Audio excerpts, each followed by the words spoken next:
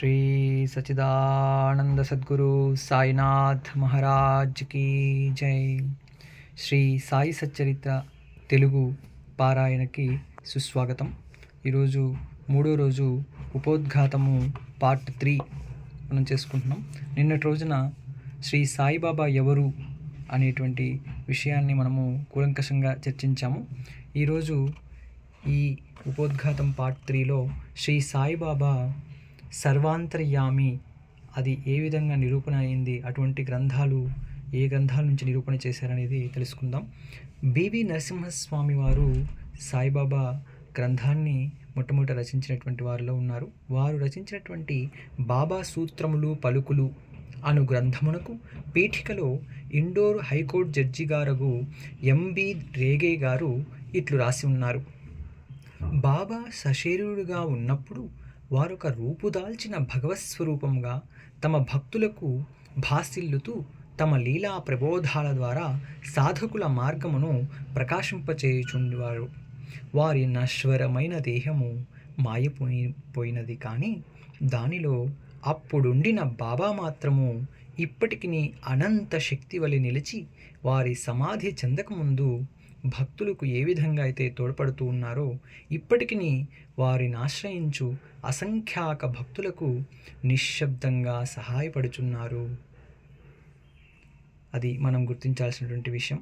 ఇక రెండో విషయం వచ్చినట్లయితే మళ్ళీ శ్రీ బివి నరసింహస్వామి గారు రచించినటువంటి ఇంకొక గ్రంథం భక్తుల అనుభవాలు, డివోటీస్ ఎక్స్పీరియన్సెస్ అనే పుస్తకంలోని మొదటి పేజీలో ఉత్తర భారతదేశంలో ఉన్న ఒక హైకోర్టు జడ్జి గారు ఈ విధంగా రాసి ఉన్నారు. నేను సాయిబాబాను సృష్టి స్థితి లయకారకుడుగా భావించదును. 1918వ సంవత్సరంలో వారు సమాధి చెందకముందు నేనట్లు భావించి తిని, ఇప్పటికీ నేనట్లే భావించుచున్నాను. నాకు మాత్రం వారు సమాధి చెందినట్లు లేదు. నా దృష్టిలో వారు అన్ని పరిమితులకు అతీతులు. వారు మా మధ్య ఉన్నప్పుడు వారి మానవ శరీరము మా కనుల ముందు సంచరించుచుండెను. ఒక్కొక్కప్పుడుది మా దృష్టిని విశేషంగా ఆకర్షించడిది, కానీ ఎక్కువ భాగము మా ఎరుకలో నిలిచినది మాత్రం వారి అనంతతత్వమే. ఇన్ఫినిటీ, అనంతతత్వం, ఈ విశ్వమంతా వ్యాప్తమైనటువంటి గురుతత్వం ఏదైతే ఉందో అది వారిలో వ్యాపించి ఉన్నది. శాశ్వతము అశాశ్వతముల అద్భుత సమ్మేళన రూపమైన యొక్క మానసిక ప్రతిబింబం వలె వారు మాకు భాషించేవారు. అశాశ్వతమైన తమ మానవ దేహము ఒకప్పుడు మా ముందర తలుక్కుమని మెరిపించేవారు. ఇప్పుడు అశాశ్వతమైన ఆ దేహము మాయమై సాయిబాబా అను శాశ్వతమైన అనంత శక్తి మాత్రం నిలిచి ఉంది. ఈ విశ్వమంతా ఏదైతే చైతన్యం వ్యాపించి ఉందో ఆ చైతన్యమే తాననేటువంటి నిరూపించినటువంటి అనంతమైన శక్తి మాత్రం ఇప్పుడు సాయిబాబాగా నిలిచి ఉంది. ఇక మూడో పాయింట్కి వస్తే బివి నరసింహస్వామి గారిచే రచించబడినటువంటి భక్తుల అనుభవములు అను గ్రంథంలో 19-20 పుటల్లో ఆచార్య G J Narke M A M Sc Poona engineering college వారు ఇట్లు చెప్పి ఉన్నారు. ఇంటి వద్ద నిత్యము నేను పూజించు గృహదేవతల మధ్య సాయిబాబా ఒకరిగా ఉంచితిని. సాయిబాబా భగవంతుడు, ఆయన సామాన్య సత్పురుషుడు కాడు. మా మామగారగు శ్రీమాన్ బూటి, నా భార్య, నా తల్లి గొప్ప సాయి భక్తులు. వారు సాయిబాబాను భగవంతుని వలె పూజించువారు. నేను కొత్తగా షిరిడీకి పోయినప్పుడు ఒకనాడు హారతి సమయంలో సాయిబాబా మిక్కిలి కోపోద్దీతుడై ఉండెను. అకారణంగా వారు కోపించుచు శపించుచు భయపెట్టుచుండరి. ఆయన పిచ్చివాడా ఏమని సంశయము నా మనస్సులో మెదిలింది. మామూలుగానే హారతి పూర్తి ఆయను. ఆనాటి సాయంకాలము నేను బాబా పాదములు ఒత్తుచుంటిని. అప్పుడు బాబా ప్రేమగా నా తలను నిమురుచు, నేను పిచ్చివాడను కాను అనెను. ఎంత ఆశ్చర్యము! నా హృదయగత భావమును గ్రహించుచున్నారు. వారికి తెలియకుండా మనము ఏ రహస్యములను దాచజాలము. వారు అంతర్యామి, నా ఆత్మ యొక్క అంతర్యామి. అంటే మన హృదయాలలో నివసిస్తూ ఎప్పటికీ మనకి మాత్రమే తెలిసేటువంటి విషయాలు ఏవైతే ఉన్నాయో అవి ఎప్పుడు కూడా బాబాకు గమనిస్తూ ఉంటారు. అలాంటి ఎన్నో ఉదాహరణలు, అనుభవాలను భక్తులకి ప్రసాదించారు. అందుకే బాబా మన సర్వాంతర్యామి, మన హృదయాలలో ఆయన ఎప్పుడూ నిత్యము శాశ్వతంగా నిలిచి ఉన్నారు. అది మనం గుర్తించాలి.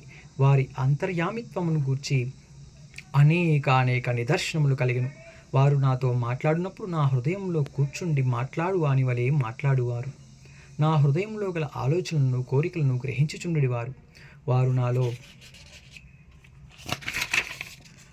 ఉన్న భగవంతుడు వేరే వారు కాదు, వారు సాక్షాత్తు భగవంతుడు. వారే భగవంతుడిని నిశ్చయించుట్లో నాకెట్టి సంకోచము లేకుండెను. ఒకప్పుడు వారిని నేను పరీక్షించుచుంటిని. ప్రతి పరీక్షలో వారు సర్వజ్ఞులనియు వారి ఇచ్ఛానుసారము సర్వమును నడిపించదరను ఒకే నమ్మకము నాకు కలుగుచుండెను. ఇక 4వ పాయింట్కి వస్తే, రావు బహదూర్ ఎండబ్ల్యూ ప్రధాన్ రాసినటువంటి షిరిడీ సాయిబాబా అను గ్రంథమునకు ఉపోద్ఘాతంలో గౌరవనీయులను అమరావతిలో ప్రసిద్ధికెక్కిన వకీలును అగు దాదాసాహెబ్ ఖాపర్దే ఇట్లు చెప్పి ఉన్నారు.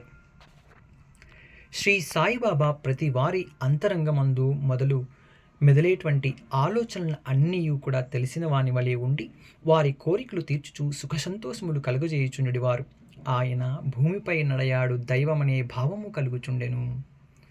5వ పాయింట్, దాసగను మహారాజు తన స్తవన మంజరి అను స్తోత్రం నందు సాయిబాబాను జగత్ యొక్క సృష్టికర్తగాను, నిర్మలమైన అంతరాత్మగాను, నిత్య శాంతమూర్తిగాను వర్ణించి ఉన్నారు. ఈ స్తవన మంజరి అనేటువంటి గ్రంథాన్ని ఇప్పటికీ కూడా మహారాష్ట్ర దేశంలో ప్రతి ఇంట్లోనూ ప్రతిరోజు కూడా వారు పారాయణ చేస్తూ ఉంటారు. ద్వారకామాయిలో వెళ్ళి ఎంతోమంది వృద్ధులు ఆ స్తవన మంజరి తప్పనిసరిగా ప్రతిరోజు ప్రార్థన చేస్తూ ఉంటారు. చాలా చిన్న పుస్తకం, అది కూడా మనం ఒకరోజు వీడియో చేసుకుని తప్పనిసరిగా. చాలా మంచి విషయాలు, బాబా అనుభవాలు దాంట్లో ఉన్నాయి. ఇక 6వ పాయింట్కి వస్తే, హేమాత్ పంతు శ్రీ సాయి సచ్చరిత్రం యొక్క మొదటి అధ్యాయంలో సాయిబాబాను గోధుమలు విసురుచుండిన ఒక వింత యోగిగా వర్ణించను. కానీ రాను రాను బాబాతో సంబంధం పెరిగిన కొలది బాబాను భగవంతుడనియు సాక్షాత్ పరబ్రహ్మస్వరూపుడనియు చెప్పి ఉన్నారు. 7వ పాయింట్కి వస్తే, షిరిడీ భక్తులందరూ ముఖ్యంగా మాధవరావు దేశపాండే, ఆయనే ఉరఫ్ శ్యామ అనువారు బాబాకు మిక్కిలి భక్తులు, ఎంతో ఇష్టమైనటువంటి వారు. బాబాకి వచ్చిన భక్తులందరితో కలిసి మెలిసి తిరుగుతాడు. ఆయన ఒక స్కూల్లో టీచర్ కూడాను. ఆయన ఎల్లప్పుడూ బాబాను దేవా అని సంబోధించేవాడు. ఈ భక్తులందరి అభిప్రాయములను ఆదరించి వారు చెప్పిన దానిలోని యథార్థమును గ్రహించి శ్రీ సాయి అవతార పురుషుడని భావించదముగాక. అదే మనము స్టార్టింగ్లో ఉపోద్ఘాతంలో ముందుగా చెప్పుకున్నాము. దత్తావతారాలు, పంచదత్తావతారాల్లో సాయిబాబా పంచావతారమైనటువంటి అద్భుతమైనటువంటి దత్తావతారము అని మనము గుర్తించాలి. మనము శ్రీ సాయిబాబా ఎవరు, సాయిబాబా సర్వాంతర్యామి అనేటువంటి విషయానికి మనకి ఎన్నో ఉదాహరణలు ఈ గ్రంథంలో మనకి ఉపోద్ఘాతంలో దొరికాయి. ఇక ఈ ఉపనిషత్ గ్రంథాల్లో బాబా యొక్క సర్వాంతర్యామిత్వాన్ని, భగవంతుడి యొక్క గుణాలని ఏ విధంగా వర్ణించారో తెలియచేసి ఈ ఉపోద్ఘాతాన్ని హేమాత్ పంతు ముగించనున్నాడు. మరి అదేందో చూద్దాం.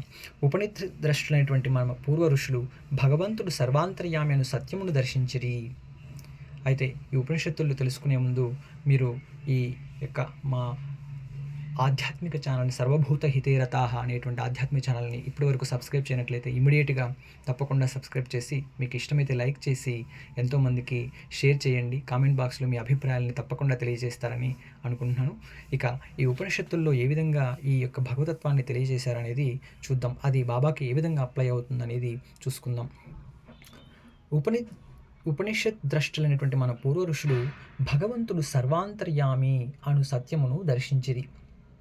అంటే భగవంతుడు ఇక్కడ అక్కడ అనే కాకుండా అందరి హృదయాలలో కూడా అంతర్యామిగా ఉన్నారు అని చెప్పేసి వాళ్ళు గుర్తించారు.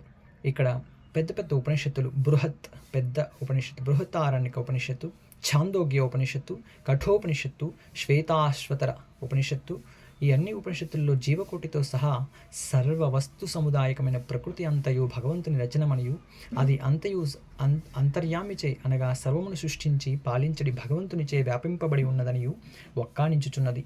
అదే సర్వం కల్విదం బ్రహ్మ అనేటువంటి శ్లోకానికి ఇది ఉదాహరణ. ఈ సిద్ధాంతము నిరూపణ చేయుటకు తగిన ఉదాహరణము శ్రీ సాయియే.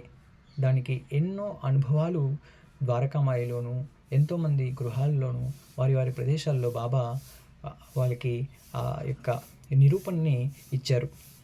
శ్రీ సాయియే ఈ నిరూపణ చేయుటకు తగిన ఉదాహరణం.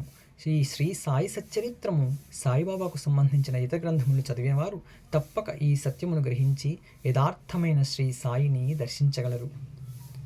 ఇది మన ఉపోద్ఘాతము ఇప్పటికి సంపూర్ణమైంది. ఈ ఉపోద్ఘాతాన్ని మనము పార్ట్ 1, పార్ట్ 2, పార్ట్ 3 మీరు కనుక ఈ వీడియోని మొదటిసారిగా చూస్తున్నట్లయితే మా ఛానల్ని సబ్స్క్రైబ్ చేసుకున్నట్లయితే పార్ట్ 1, పార్ట్ 2 ఉపోద్ఘాతం శ్రీ సాయి సచ్చరిత్రం సర్వభూత హితేరత అనే ఛానల్లో చూడగలరు. ఇందులో మీకు ఎంతో అద్భుతంగా బాబా యొక్క చరిత్రను చెప్పడం జరిగింది. ఇది యాజ్ ఇట్ ఈస్గా మన హేమాత్ పంత్ గారు రాసినటువంటి ఈ యొక్క ఉపోద్ఘాతము విన్నట్లయితే బాబా యొక్క స్వరూపాన్ని మనము మనసులో స్మరించి బాబా అనుగ్రహానికి పాత్రలు అవుతాం. మరి ఇక సెలవు తీసుకుందాం. మళ్ళీ మొదటి చాప్టర్లో మళ్ళీ మనము ప్రారంభించుకుందాం. అంతవరకు సెలవు. సర్వభూత హితేరత అనేటువంటి మా ఛానల్ని ఆదరిస్తారని అందరికీ thanks for watching. Shri Sachchidananda Sadguru Sainath Maharaj కీ జై.